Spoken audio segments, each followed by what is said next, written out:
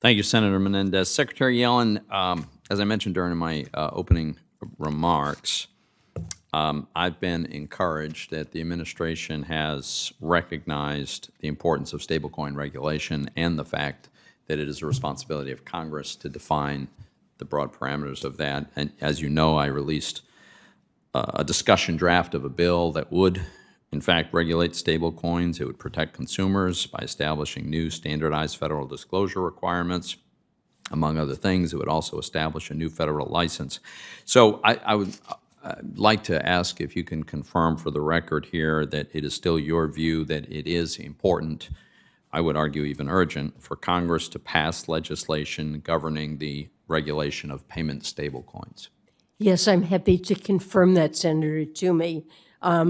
The President's Working Group issued a report concluding that current statutory and regulatory frameworks don't provide consistent and comprehensive standards for the risks of stablecoins as a new type of payment product, and urges Congress to enact legislation to ensure that stablecoins and such arrangements have a federal prudential framework. I would urge bipartisan action to create such a framework.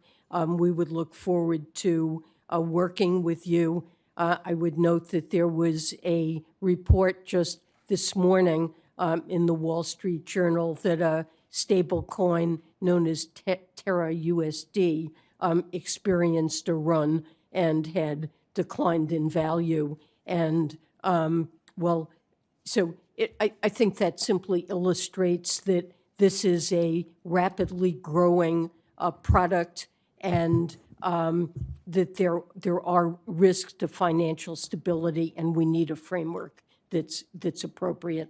I appreciate that. I do think it's important to note that the stablecoin to which you refer, I believe, is an algorithmic stablecoin. I believe that's correct. And that means, by definition, it's not backed by cash or securities as if you can call them, more conventional stablecoins.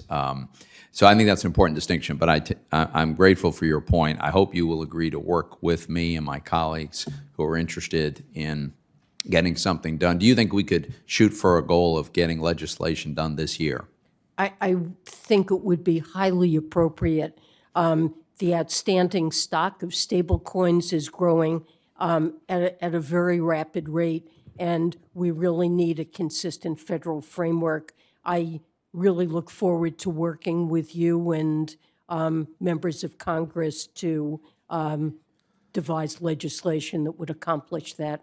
Great, thank you. Let me move on to the FSOC's focus on climate change. You spoke at some length about climate change during your opening remarks, and I've observed that I think 7 of the recent 10 meetings have been about climate change. So do you subscribe to what I think is the administration's general paradigm for this, that the risk to the financial system comes in 2 categories: one, physical risk associated with severe weather events, and the other, transition risk that's associated with an evolution away from fossil fuels? Do you subscribe to that paradigm, or do you think there's another category of risks?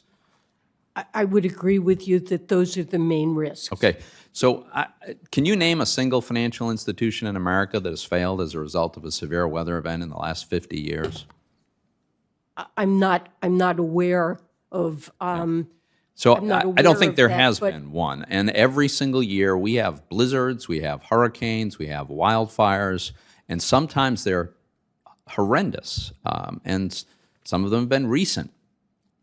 But we've never had a single financial institution fail, much less the entire financial system.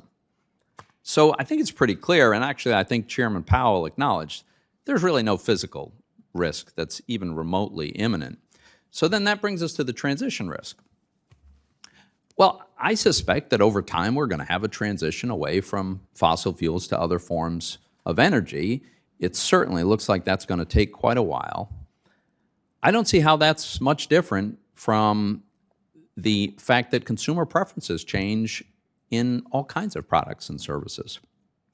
So I guess I would urge you to consider that risks like cybersecurity, I would think you would acknowledge cybersecurity poses a much more imminent risk to financial institutions and our financial system than either physical risk from severe weather or climate change in general, right?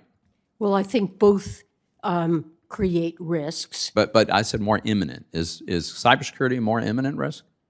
Cybersecurity is certainly an imminent risk. It's one that the Council is very focused on. The Treasury Department has special responsibilities. I understand, but you're choosing not to acknowledge that cybersecurity is a more imminent risk than climate risk. And I think that's kind of surprising because it's so obvious to most people. Cybersecurity is a real-time, continuous risk to every single financial institution in America. There's constant bombardments of attacks, and if one major one gets through, it could be devastating. Climate change does not pose that kind of imminent risk. I think climate change is an existential threat to our globe and to our future. You can see that countries, it is a long-term risk, but it is becoming notably more severe.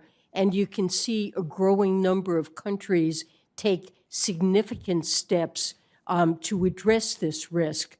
Financial institutions themselves have voluntarily decided that they need to align their portfolios with a framework of net zero by 2050. And that's really in the absence of any requirement that they do so. I do believe that transition risks are very real as more and more countries adopt frameworks that are meaningful to address climate change. We could see significant changes in asset valuations that pose risk to financial institutions. Well, there's a lot we disagree on there, but my time has expired.